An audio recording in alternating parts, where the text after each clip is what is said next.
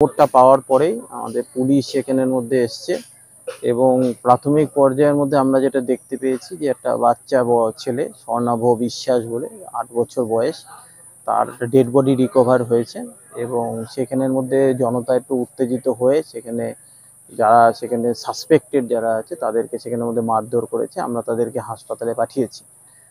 আর এখানের মধ্যে একটা সেখানে গতকাল থেকেই সেখানে এই ছেলেটা স্বর্ণাভ বিশ্বাস যে আছে সে মিসিং ছিল এবং পুলিশের তরফ থেকেও আমরা এবং লোকাল যারা গ্রামবাসী আছে তারা প্রত্যেকে সেখানের মধ্যে খোঁজাখুঁজি করার পরেও গতকাল পাওয়া যায়নি। আজকে সকালই তার বডিটা রিকভারি হয়েছে। তখন সেখানের মধ্যে উন্মত্ত জনতা সেখানের মধ্যে এদের উপরে একটা ক্ষোভ আছড়ে পড়ে এবং সেখানের মধ্যে তাদের উপরে অ্যাসল্ট করা হয় এবং সেখানের মধ্যে সাবসিকুয়েন্টলি আমরা এখনো পর্যন্ত সেই কনফার্মেশনটা পাইনি, বাট হাসপাতালের মধ্যে সেখানে পাঠানো হয়েছে। তো বাকি যেটার মধ্যেই আছে সমস্ত ঘটনাই সেখানের মধ্যে তদন্তের মধ্যে আওতাধীন থাকবে এবং আমরা কেস করে সেখানের মধ্যে তার বিচার করব। পেছনের গেট খোলা দেখে পিছনের গেট দিয়ে গেলাম, স্বর্ণাভ করে ডাকলাম। তারপর আমি আবার রাস্তায় যাদের বাড়িতে যাই সবাইকে শোধাতে গেলাম, সবাই বাড়িতে আছে, শুধু আমার ছেলেকে কেউ দেখেনি। আর না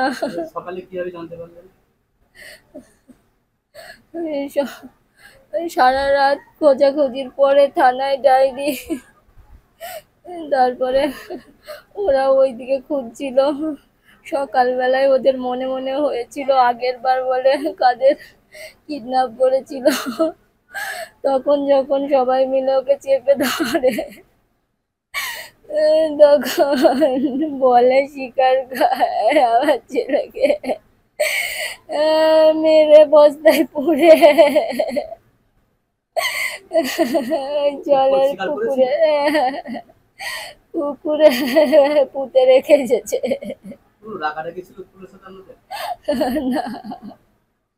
নদিয়ার তেহট্ট সকাল থেকেই একেবারে উত্তপ্ত হয়ে রয়েছে। গতকাল বিকেল থেকে নিখোঁজ হয়ে গিয়েছিল ক্লাস 3 এর বালক এবং তারপর আজ সকালে তার দেহ উদ্ধার হয়।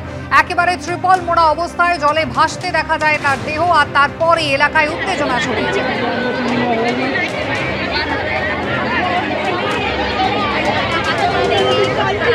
খুন করা হয়েছে এই সন্দেহে প্রতিবেশী দম্পতির বাড়িতে উত্তেজিত জনতা ছড়াও হয়। বাড়ি ভাঙচুর করার সাথে সাথে বেধড়ক মারধরের জেরে তাদের মৃত্যু হয়েছে।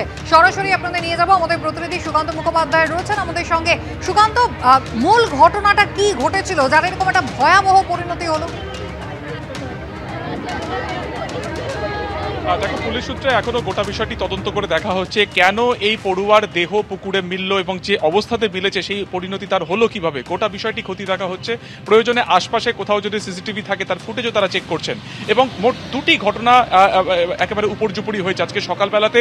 এই ক্লাস 3 পড়ুয়ার দেহ পাওয়া এবং দেহ পাওয়ার পরে যেভাবে উত্তেজনা গোটা এলাকাতে ছড়ায় এবং তার জেরে যে পরিবারের বিরুদ্ধে অভিযোগ, অর্থাৎ যেখানে এই পড়ুয়া থাকে তার ঠিক প্রতিবেশী এই যে উৎপল বিশ্বাস পেশায় টোটো চালক এবং তার স্ত্রীর উপরে যেভাবে স্থানীয় বাসিন্দারা চড়াও হলেন, তাদেরকে বেধড়ক মারধর করলেন এবং এতটাই বেধড়ক তাদেরকে মারধর করলেন যে হাসপাতালে যতক্ষণে তাদেরকে নিয়ে যাওয়া হয় ততক্ষণে তারা মৃত বলে তাদেরকে ঘোষণা করা হয়। ফলত সার্বিকভাবে 3টি মৃত্যু এবং এই 3টি মৃত্যুর সাথে ঘটনাক্রম কিভাবে যুক্ত রয়েছে গোটা বিষয়টি পুলিশ খতিয়ে দেখছে।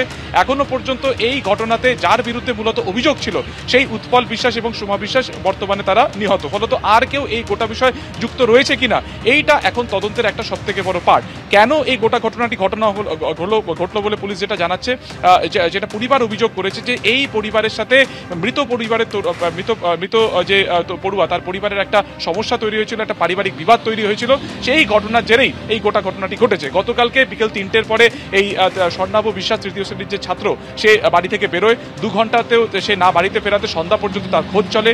রাত্রে তেহট্ট থানাতে অভিযোগ দায়ের হয়, কিন্তু পুলিশের বিরুদ্ধে যেটা অভিযোগ যে তারা সঠিকভাবে কিন্তু তৎপরতার সাথে সেই বাচ্চাটিকে খোঁজেনি এবং তার ফলস্বরূপ বাচ্চাটির মৃত্যু হয়। এবং এর পরেও পুলিশের বিরুদ্ধে যেটা সব থেকে বড় অভিযোগ যে গোটা ঘটনাটি যখন ঘটে পুলিশের কাছে খবর যাওয়া সত্ত্বেও সাফিসিয়েন্ট পুলিশ ফোর্স তারা কিন্তু ঘটনাস্থলে পৌঁছয়নি, যে কারণে প্রায় 2 ঘন্টা জুড়ে গোটা এলাকাতে তাণ্ডব চলে। প্রথমে অভিযুক্ত যে দম্পতি তার বাড়িতে ঢুকে ভাঙচুর চালানো হয়, তাদেরকে মারধর করা হয়, পাশে তাদের যে গুদাম রয়েছে তাতে আগুন পর্যন্ত লাগিয়ে দেওয়া হয়। ফলত প্রশ্ন উঠছে যে পুলিশ কোথায় ছিল।